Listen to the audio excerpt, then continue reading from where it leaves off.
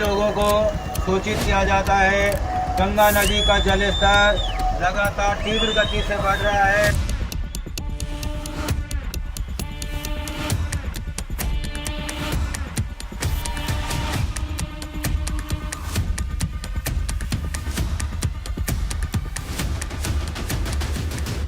तबाही के ये विजुअल्स 5 अगस्त की दोपहर से हर भारतीय के लिए चिंता का कारण बने हुए हैं।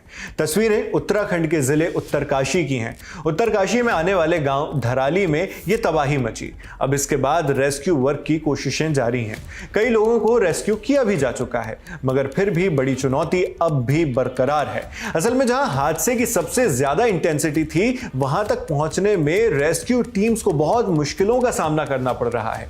ऐसा इसलिए क्योंकि ये इलाका बेहद कॉम्प्लेक्स स्ट्रक्चर में है। पहाड़ी टेरेन है जहां उबड़ खाबड़ रास्ते हैं, बारिश होती रहती है और सड़कों को संभाले रखना लगभग नामुमकिन सा होता है। पहले भी उत्तराखंड में विकराल स्तर की ऐसी आपदाओं की खबरें आपने देखी सुनी होंगी और देखी पढ़ी होंगी। ऐसे में एक जरूरी सवाल और आता है, वो ये कि इस जगह पर बाढ़ और भूस्खलन की घटनाएं इस तरह बार बार क्यों होती हैं।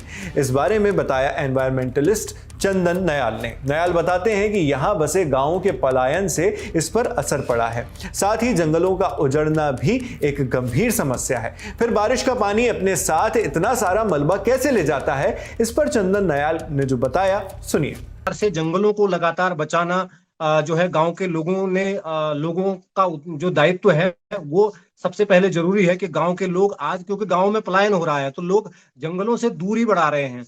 तो ऐसे में हमें कहीं ना कहीं सरकार को इस प्रकार के प्लान तैयार करने होंगे कि गांव के लोग अपने जंगलों से जुड़े रहें। और इसी में एक चीज और मैं जोड़ना चाहता हूं, जिस प्रकार से लगातार चाहे हिमाचल के हों चाहे उत्तराखंड के हों, यहाँ पर पाइन फॉरेस्ट बहुत ज्यादा है, चीड़ के जंगल ज्यादा हैं, जिनमें सबसे ज्यादा आग लगती है। और आग लगने के कारण जो हमारी सोयल है वो बड़ी हल्की हो जाती है। और बारिश जब होती है, क्योंकि गर्मी के बाद तब बारिश होती है, तो बारिश क्या करती है कि ऊपर की टॉप सोयल को लेके और जो है चीजों को उनको लेके जो है बहा के ले जाती है। और बहा के ले जाने के बाद कई जगह जो है इस प्रकार के स्लाइड से होते हैं। वो एक जो है प्राकृतिक आपदा उसको हम कह सकते हैं। लेकिन ज्यादातर अगर उत्तराखंड की बात करें तो उत्तराखंड के अंदर जितने भी कंस्ट्रक्शन हुए हैं, चाहे वो सड़कों का हो चाहे टनलों का हो, तो सड़कों में सबसे ज्यादा जो है आपदा जो आई है वो सड़कें बनने के कारण जो है आपदाएं आई हैं।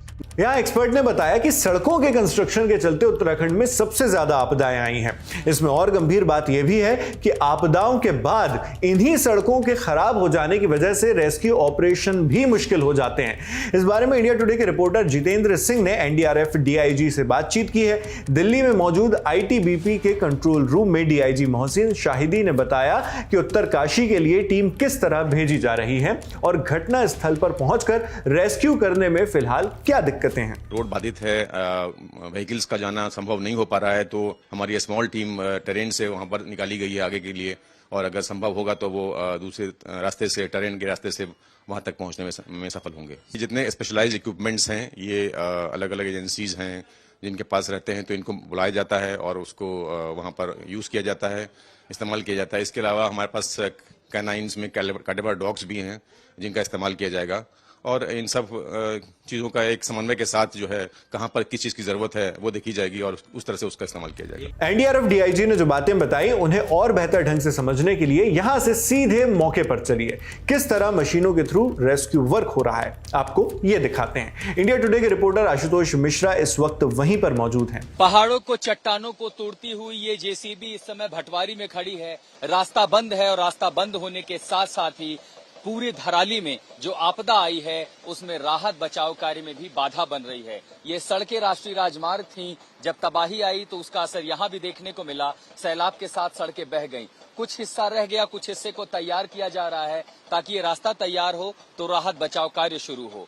जो टुकड़ी वहां पर है वो राहत बचाव कार्य कर रही है। एसडीआरएफ के जो लोग हैं वो फिलहाल मिशन पर हैं, लेकिन बड़ी संख्या में दरअसल दूसरे इलाकों से जिन बचाव कर्मियों को आगे भेजा जा रहा है उनका मार्ग यहाँ अवरुद्ध हो चुका है और वो भटवारी के एक हिस्से से लेकर के दूसरे हिस्सों के बीच फंसे हैं कि ये रास्ता खुल रहा हो। अब बारिश लगातार हो रही है, जिन सड़कों को मजबूती से पाटा गया था अब इसमें धीरे धीरे फिर नमी आ रही है। ये देखिए, जैसे मैं पैर रख रहा हूँ जूते, यहाँ फिर नमी आ रही है और जब इस पर से भारी गाड़ियां गुजरेंगी तब इसके फिर धंसने की संभावना बन जाती है। यानी मौसम एक बड़ी चुनौती ला रहा है। पहाड़ों में रह रहकर लगातार बारिश हो रही है और खासकर कल दोपहर के बाद से ही बरसात रुकने का नाम नहीं ले रही है। उत्तरकाशी में मानो तो जैसे आसमान बरस पड़ा और रुकने का नाम नहीं ले रहा है और इसी के चलते पहाड़ों से जहां तहां झरने फूट रहे हैं, रास्ते बाधित हो रहे हैं और इन्हीं बाधाओं के चलते उस धराली में भी राहत बचाव कार्य बेहद मुश्किल हो चुका है, जहां न जाने कितनी जिंदगियों पर अभी संकट मंडरा रहा है। आपने अभी जो सड़कें देखी उन्हें दुरुस्त करके रेस्क्यू टीम्स के लिए रास्ता कैसे बनाया जा रहा है और कल से लेकर अब तक इसमें क्या क्या चैलेंजेस फेस किए गए,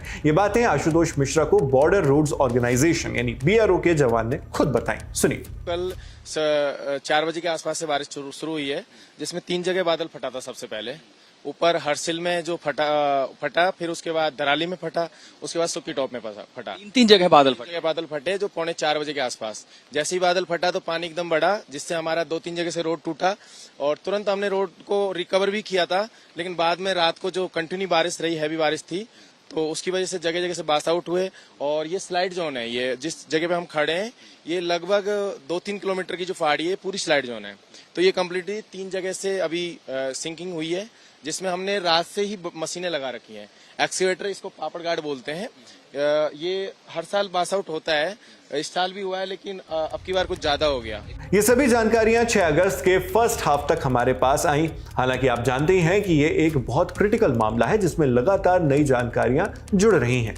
टीम्स भी रेस्क्यू के लिए पूरी मेहनत कर रही हैं, जी जान लगाकर प्रभावित लोगों तक मदद पहुंचाने का हर संभव प्रयास हो रहा है। इसलिए आगे भी इससे जुड़ी खबरें आती रहेंगी, जिनके अपडेट्स हम आप तक पहुंचाते रहेंगे। मैं हूं नाविद, देखते रहिए दी लंदन टॉप।